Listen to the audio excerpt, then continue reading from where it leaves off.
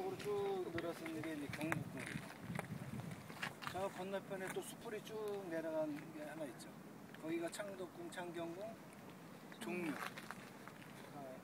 숲이 쭉 있고 그 건너편에 또 숲이 또 한 무리가 있죠. 거기가 낙산입니다.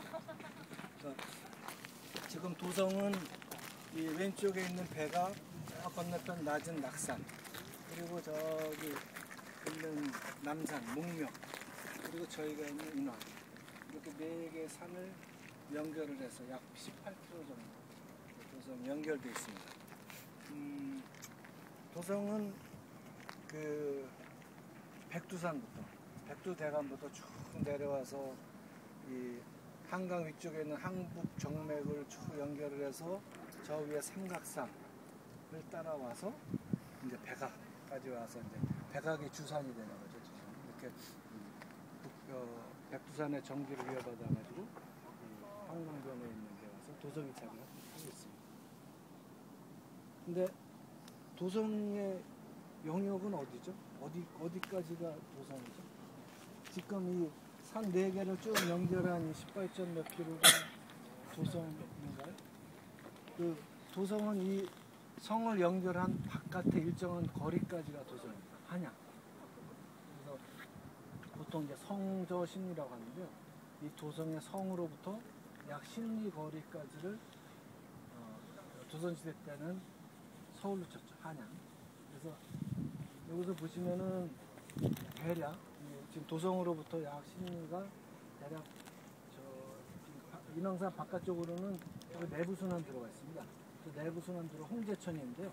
홍제천 변으로 따라서 쭉 갔는데 그 내부순환 도로를 따라서 가서 북한산 변이 있는데, 그리고 저 낙산 건너편 쪽에는 중랑천 변, 중랑천 그 동부간선 도로 있죠.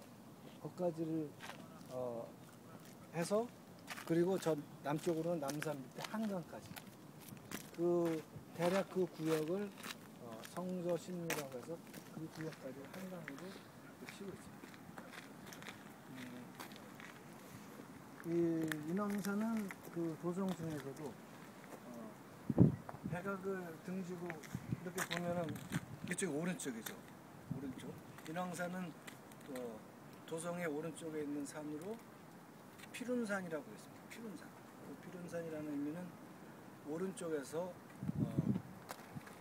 왕에 계신 동거를 보필한 우필운용이라고 하는 그 말로 오른쪽에서 왕을 보위하는 산, 피룬산이라고 했는데, 그리고 이 인왕산 이 바깥쪽에는 우리가 처음 출발했던 숭례문으로부터 바깥으로 나가서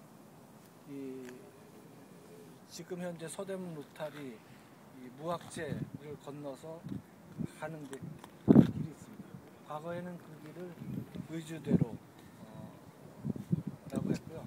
그러니까 그 숭례문을 해서 중국으로 가는 길을 얘기했습니다. 중국 사신이 들어와서 숭례문으로 해서 들어가서 그 숭례문 근처에 이제 태평관이 있어서 중국 사신들이 머무는 데 있죠. 그 중국 사신들이 오면은 무학재를 넘어오면은 지금 독립문 있는 자리에 영은문이라고 중국 사신을 맞이하는 문이 있었어요. 모화관이라고 해서 중국 사신들의 또 연회를 베풀어주는, 맞이하는 그런 곳이 있습니다.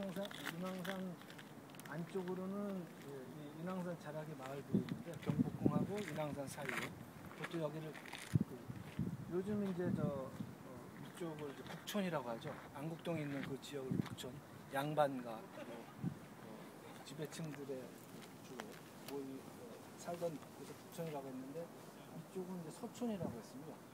여기 서촌이라고 해서 지금 사람들이 많이 찾는 곳은 아니지만은 어쨌든 서촌도 하나의 그 어떤 지역을 형성하고 있었는데요.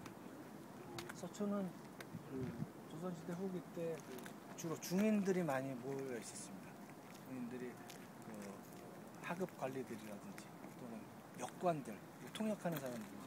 그래서 뭐 중국을 많이 왔다 갔다 하는 그런 역할을 했었고, 그리고 이제 지금으로 말하면 의사들, 의원, 그리고 사원들 뭐 이런 주로 전문직에 종사하는 사람들이 이 인왕산 자락 서촌에 많이 살고 있으면서 조선시대 후기 때 와서는 어느 정도 그 경제력도 나아지고 또 자기들끼리 어떤 이 세력도 형성하면서 그 양반들처럼 시 동호회, 시문학회 이런 어떤 그룹들이 많이 생겼습니다. 그래서 또 다른 문화를 형성했는데 그래서 위항 문학이라고 했어요.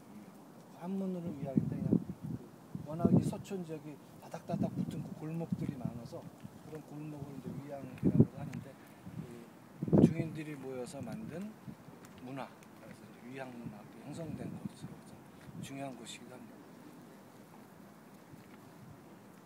그리고 요 밑에 인왕산에서 이렇게 쭉 계곡이 내려가면 우리가 아까 출발하면서 각자 봤던 데 있죠. 이 여기 그 일본이 새겼던 각자 봤던 그 지역이 이제 인왕산 옥류천 계곡인데 지금 그 지역을 이제 복원을 해서 공원으로 조성을 하고 있습니다. 과거에는 아주 아름다운 그 경치를 자랑한 곳인데 점차 도시가 커지면서 인왕산 이 위에까지 이제 올라와서 다 주거지가 형성되어 있는데 아주 아름다웠던 계곡이라고 합니다. 지금 다시 복원을 해서 특히 거기는 이제 겸재정선이 이 인왕산 자락에 살면서 서울의 그림을 많이 그렸습니다. 그 중에 하나 지금 복원하고 있는 곳에 수성동이라는 그림을 그렸는데 그 옛날 사람들이 이제 거닐던 모습하고 계곡에 다리, 냇물 흐르는 거 이런 그림이 있는데 그때 그 다리가 그대로 있습니다 지금. 그래서 거기를 이제 공원으로 조성을 지금 하고 있는 중입니다.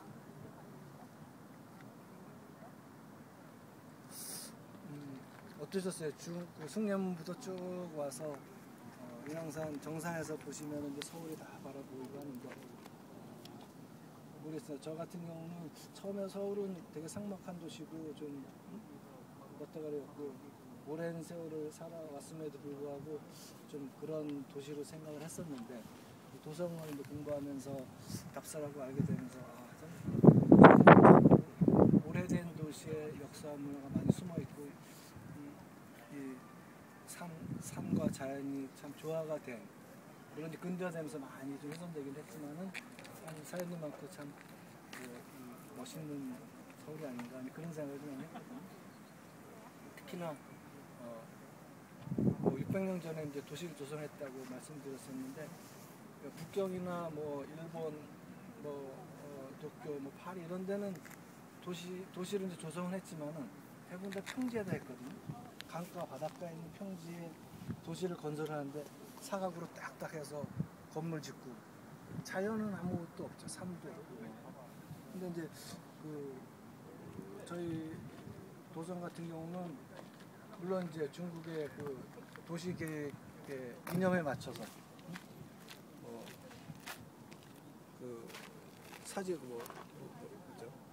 사직하고 종묘 사직을 배치하고 궁궐을 배치하고 뭐 이렇게 해서 그 도시 조성의 원리를 맞춰서 하긴 했는데 저희는 그냥 기계적으로 딱딱 자르지 않고 자연을 그대로 살려가지고 요즘 많이 하는 표현으로 아주 자연 친화적인 그런 도시를 계획 도시를 만들었거든요.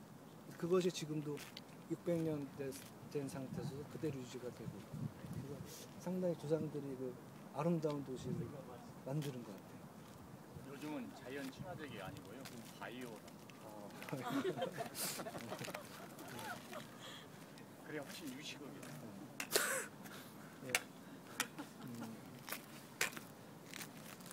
그렇게 보면 진짜 생각이 얼마나 멋지.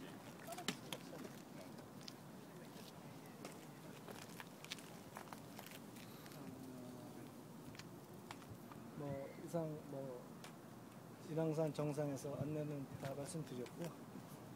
또 앞으로도 많이 좀 더 저희들도 배우고 여러분들도 오늘 기회를 통해서 좀 더 서울을 알아가고 더 사랑하고 이런 기회가 됐으면 좋겠습니다.